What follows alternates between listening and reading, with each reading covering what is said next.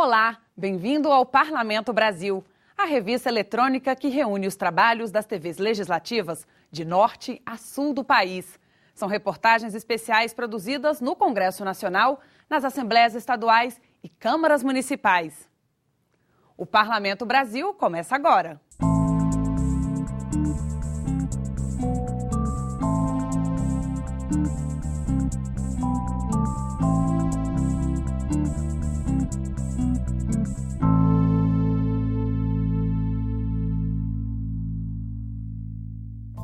Você vai ver neste programa.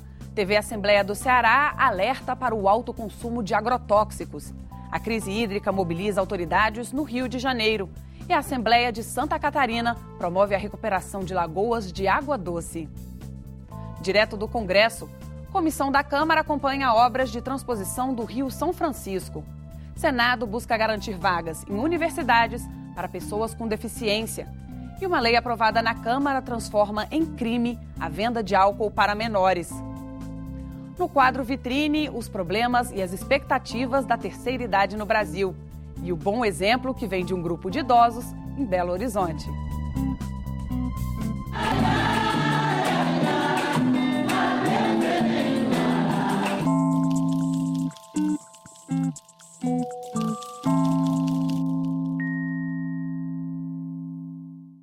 O Brasil é campeão mundial no uso de agrotóxicos. A TV Assembleia do Ceará mostra os esforços do governo do estado para combater esse problema. De acordo com o relatório final do Programa de Análise de Resíduos de Agrotóxicos em Alimentos, divulgado pela Anvisa, 25% das amostras de abobrinha, alface, feijão, milho, tomate e uva apresentaram níveis de veneno acima do permitido.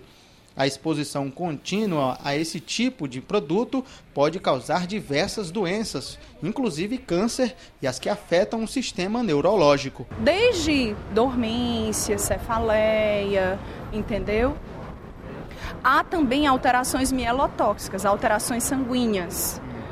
Mesmo quando a gente pensa assim, neoplasias, cânceres, os principais cânceres que podem realmente ser causados pela exposição a esses níveis de agrotóxicos cronicamente seriam os cânceres relacionados ao sangue, leucemias, De acordo com um levantamento feito pelo Conselho de Gestão e Políticas do Meio Ambiente do Estado, CONPAN, em parceria com outros órgãos do governo e Ministério Público, 80% dos municípios cearenses apresentaram níveis críticos de utilização de agrotóxicos, seja pela quantidade de veneno ou pela utilização em culturas não recomendadas. Esse projeto, ele nos deu muitos frutos. Um deles foi a elaboração do material didático, o primeiro no nosso estado nessa área, priorizando a agricultura orgânica, mas também dando a informação para o agricultor que ele precisa se ele resolve utilizar agrotóxicos. Segundo dados divulgados por ambientalistas, cada brasileiro consome, em média,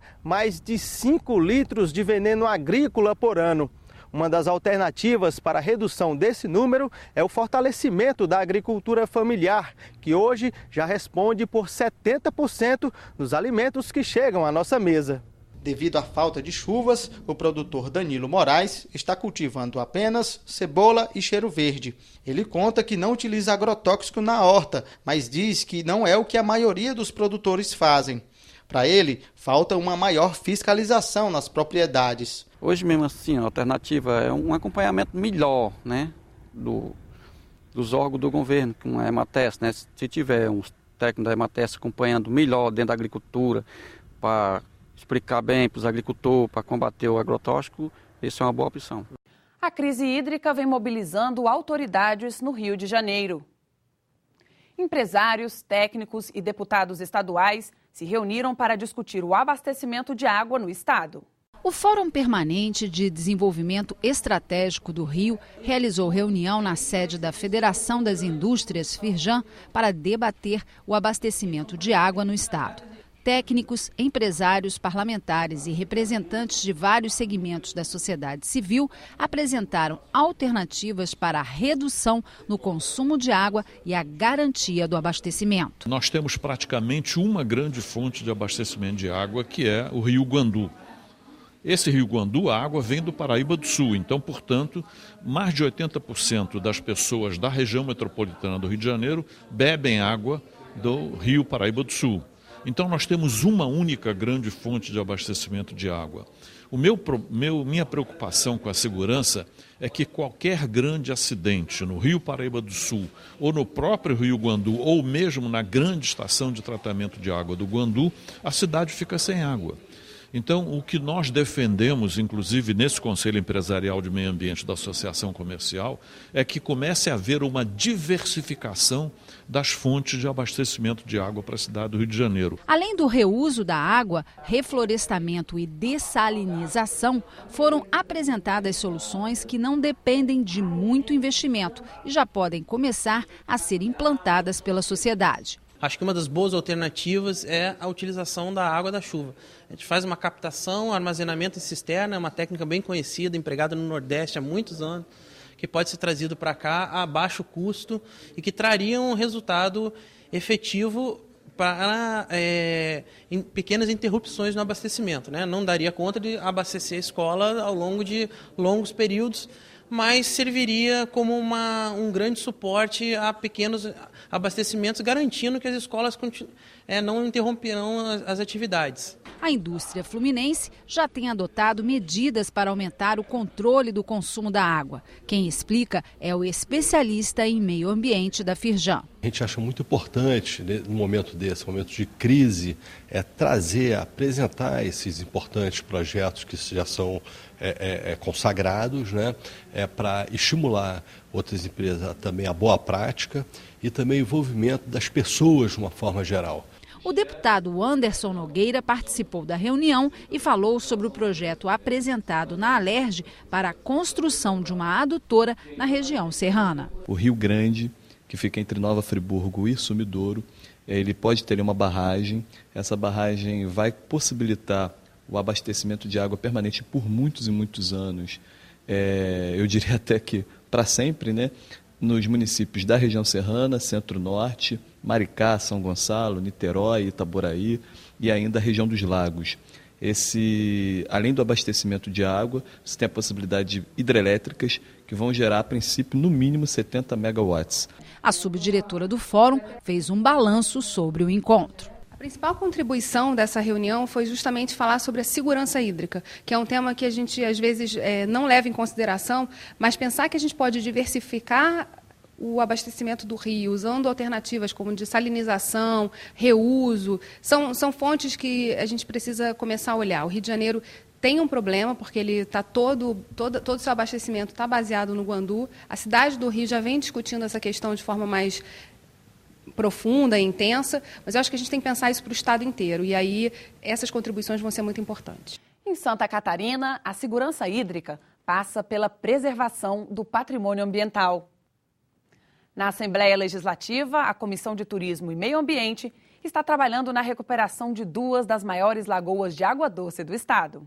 Com uma área de 50 quilômetros quadrados, a Lagoa do Sombrio é interligada à Lagoa do Caverá. Situadas no extremo sul do estado, as lagoas são um habitat natural de aves, diversas espécies de peixes e de animais selvagens. Mas o manejo indiscriminado e a crescente ocupação das áreas do entorno tem se tornado um problema para a preservação. Estudos apontam também o aumento da braquiária, uma gramínea exótica usada para a pastagem, que está causando a diminuição da lâmina d'água nas duas lagoas.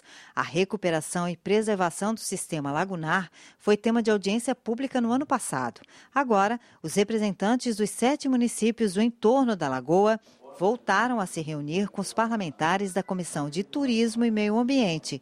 Eles pediram o apoio dos deputados para ações emergenciais, como a retirada da braquiária do leito das lagoas. Atualmente, ela se expande rapidamente devido à entrada, na lagoa, de agroquímicos e também de dejetos de resíduos da cidade, de esgoto, vamos dizer assim. Mas o principal passo, que nós entendemos realmente a retirada dessa vegetação exótica que é a braquiária. Para o prefeito de Sombrio, o maior município da área das lagoas, a abertura de canais de retificação é uma das causas da degradação. Ele defende a implantação de medidas simples para reverter a situação. Foram feitos canais diretos de uma lagoa à outra. Foram abandonados dessa forma a sinuosidade, né, do rio que ligava uma lagoa à outra. E dessa forma, nós simplesmente devolvendo aquilo que a natureza tinha feito, resolve-se a questão. Representantes dos municípios devem voltar à Assembleia Legislativa. Eles vão aproveitar a presença do presidente da Fátima na reunião da Comissão de Turismo e Meio Ambiente para entregar o pedido de recuperação das lagoas do Sombrio e do Caverá. Precisa também desta casa e também do Poder Executivo informações para ver procedimentos necessários para a retirada das braquiárias, que é um problema que eles vêm enfrentando, e também para resgatar o leito natural do rio, que é um problema também que a comunidade relatou. Se nós investirmos na recuperação da lagoa, nós teremos ali um volume de água maior do que algumas barragens, então é um pleito muito justo, muito necessário e que merece a urgência, a maior urgência possível. Mas todo o investimento que vai ser feito ali é um investimento que tem que ser pensado no futuro. E nós vivemos um momento em que a questão abastecimento hídrico, água, é crucial para o país. A seguir, Comissão Externa da Câmara vai acompanhar as obras de transposição do Rio São Francisco. Senado quer facilitar o ingresso de pessoas com deficiência nas universidades. E a Câmara aprova a lei que criminaliza a venda de álcool para menores. Não saia daí, o Parlamento Brasil volta já.